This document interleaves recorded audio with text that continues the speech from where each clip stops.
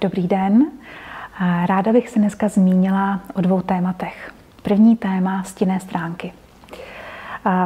Bylo úžasné, jak po dlouhou dobu jsme si zpracovávali témata, kde se nemuseli tak hodně řešit naše stinné stránky a odpojenost od aspektů duše, od určitých aspektů duše. V této době je důležité, abychom dali ve svém životě průchod stránkám, částem duše, které byly po dlouhou dobu odpojené. Je třeba, abychom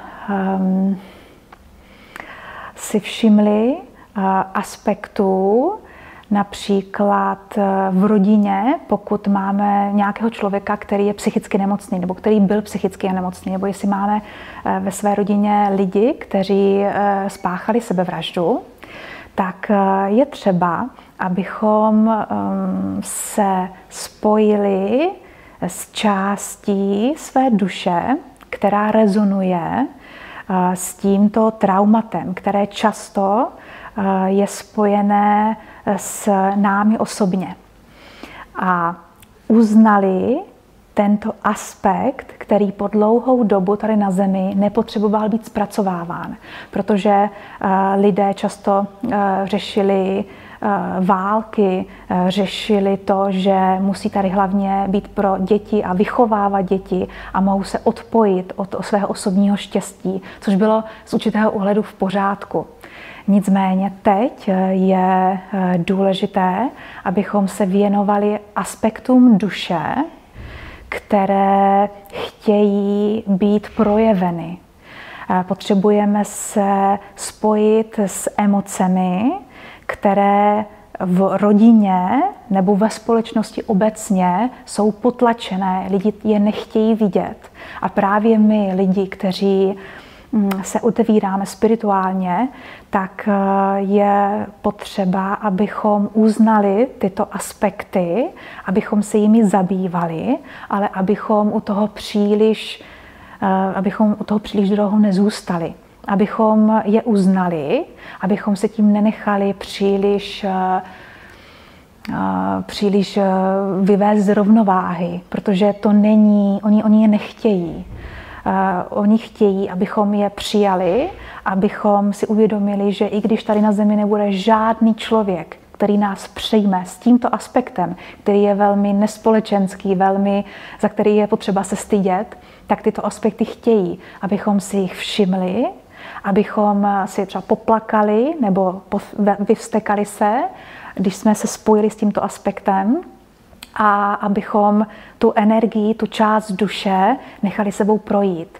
Je i možné, a to už je hodně odvážné, to, co říkám, že dokonce i onemocníme nějakou vážnou nemocí, ale zase je to jenom na přechodnou dobu. Pokud se ponoříme 100% do důvěry v sebe, v celek, vůbec důvěru v život, tak máme všechny karty, máme všechno k tomu, abychom prošli tímto stavem, který opravdu třeba si neseme v sobě 10 000 let, a abychom ho uvolnili.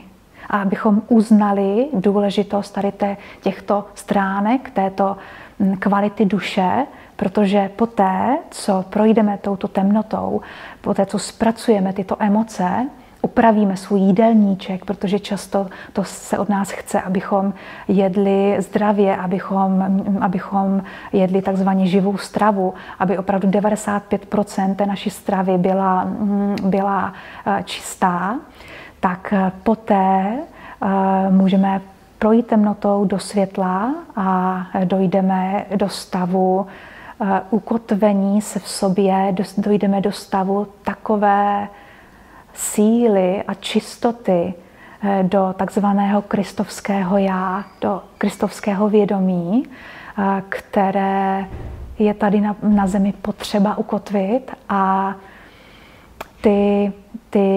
to spojení s bezpodmínečnou láskou, z toho, že ve svém srdci cítíme tu nekonečnou lásku a světlo a propojenost ze vším všudy, tak to nám právě pomáhá projít těmito stavy, které jsou lidské, abychom došli k pokoji, ke smíření a já bych byla ráda, kdybychom proto každý udělali všechno to, co můžeme.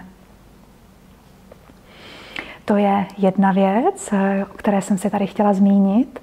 A ještě druhá věc je to uznání indigového aspektu, uznání schopností třetího oka, uznání síly, která vychází z toho, že je potřeba se takzvaně energeticky vzchopit a vyjít se svou pravdou, se svou vizí ven.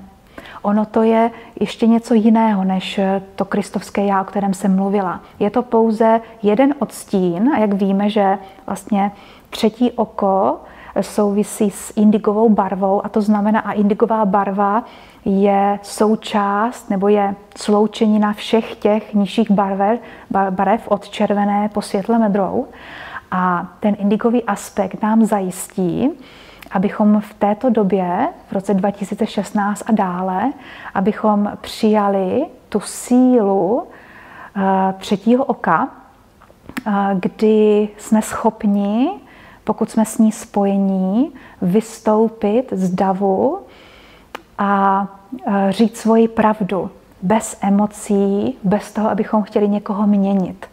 A tento indigový aspekt také souvisí s tím, že ještě na Zemi je spousta lidí, vůbec nechápe, že je v určitém období života normální zažívat úzkosti, deprese, že je normální být od sebe odpojený, že nemít chuť k životu, že je to stav, kdy jsme v jiných dimenzích, kdy jako kdyby skočíme i s tím vědomím, že máme fyzické tělo a že to tady všechno je reálné, nicméně tak reálné jsou i jiné dimenze. A právě třetí oko, indigový aspekt, nám dává vědomí, že je třeba tady na Zemi ukotvit toto vědomí, že je pro nás, lidi, kteří s tím rezonujeme, je naprosto normální žít každý den v několika dimenzích.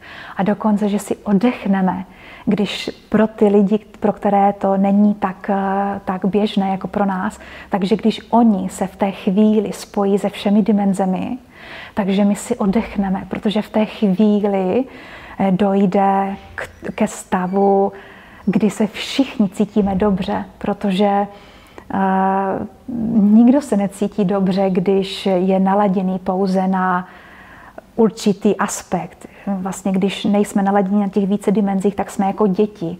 A víte, děti jsou ovlivňováni, děti nejsou dostatečně silné, aby žili svůj život, nebo musí poslouchat druhé lidi.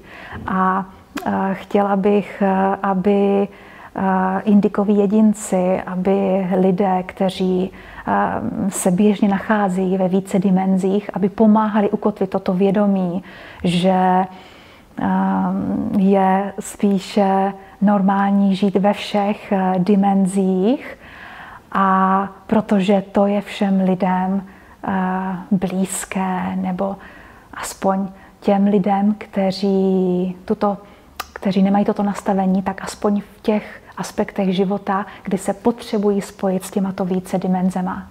Takže budu ráda, když jedinci, kteří vnímají, že jsou objektivní, že jsou neutrální, že vnímají, že vůbec nechápou, proč se lidi tady zabývají tak mužstvím a ženstvím, protože tito jedinci mají v sobě ukotvené oba dva aspekty stejně a ví, že je potřeba žít